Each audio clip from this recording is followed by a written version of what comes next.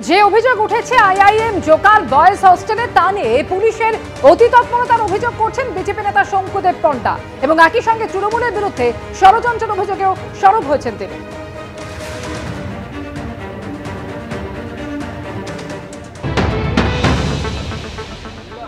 একটি ন্যাশনাল ইনস্টিটিউটে একটি ধর্ষণের ঘটনা ঘটেছে।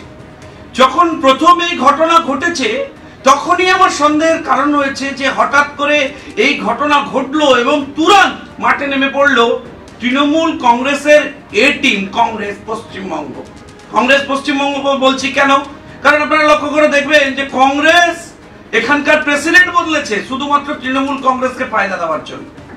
আজকে কংগ্রেস সরাসরি তৃণমূলের সাথে কোমর বেঁধে কাঁধে কাঁধ মিলিয়ে চলছে, কিন্তু সরাসরি যদি তৃণমূল নেমে পড়তো সকালবেলা লোকে সন্দেহ করতো যে নিশ্চয়ই তৃণমূল ঘটনার পেছনে আছে।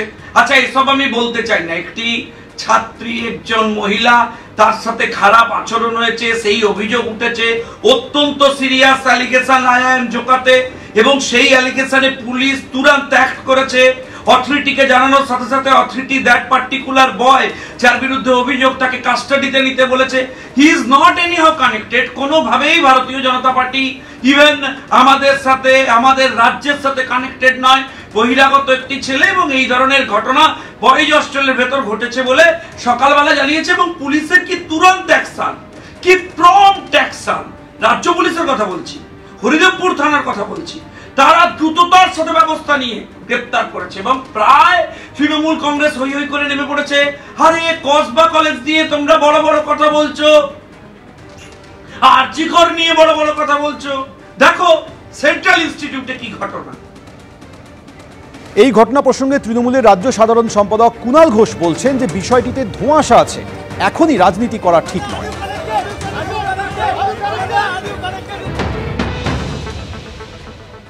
যে প্রতিষ্ঠানটিতে হয়েছে সেটি পশ্চিমবঙ্গ সরকারের প্রতিষ্ঠান নয়, তো সেখানকার নিরাপত্তা নিশ্চয়ই তাদের লোক আছে, সেখানে সিসিটিভি ফুটেজটা সবাই দেখুক। যে ছেলেটির বিরুদ্ধে অভিযোগ সেও কর্ণাটকের বাসিন্দা। এবার মেয়েটি এক ধরনের অভিযোগের কথা বলেছিলেন, আবার তার বাবা আর এক ধরনের কথা বলছেন। এখন বাবা বলছেন মেয়েটির সঙ্গে কিছু হয়নি, আবার মেয়েটি নাকি বলেছিল যে হ্যাঁ হয়েছে। তো এবার কর্ণাটক থেকে পড়তে আসা একটি ছেলে, তার সঙ্গে ফেসবুকে আলাপ কোনো মহিলার, তাদের মধ্যে কিছু হয়েছে না কিছু হয়নি সেটা রাজ্যের সামগ্রিক আইন শৃঙ্খলার মধ্যে কি করে পড়তে পারে এবং তার সঙ্গে তৃণমূল কি করে যোগ দিতে পারে, এটা তো আমি বুঝতে পারছি না। দেশের অন্যতম সেরা শিক্ষা প্রতিষ্ঠানে এই ধর্ষণের অভিযোগ প্রসঙ্গে প্রদেশ কংগ্রেস মুখপাত্র সৌম্য আইচ রায় তিনি বলছেন এক্ষেত্রে তৃণমূল বিজেপি আঁতাতের অভিযোগে সরব হয়েছেন সৌম্য আইচ রায়।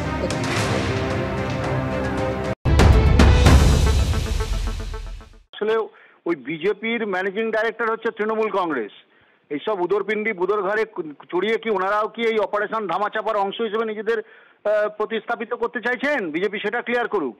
পশ্চিমবাংলায় যত ধর্ষণের ঘটনা ঘটে তারপরে কলকাতা পুলিশ এবং রাজ্য পুলিশ সেটাকে ধামাচাপা দেওয়ার চেষ্টা করে এবং তার অংশীদার হিসেবে সর্বপ্রথম তৃণমূলের নেতারা এগিয়ে আসে। আমি জানি না শঙ্কুবাবু বা বিজেপির লোকেরা সেটাই আর কি আরো বেশি করে জোরদার প্রতিস্থাপিত করতে চাইছেন কিনা, গায়ে লাগছে, সেভ করতে পারছে না, তাই এই ধামাচাপার অংশ বিজেপিও।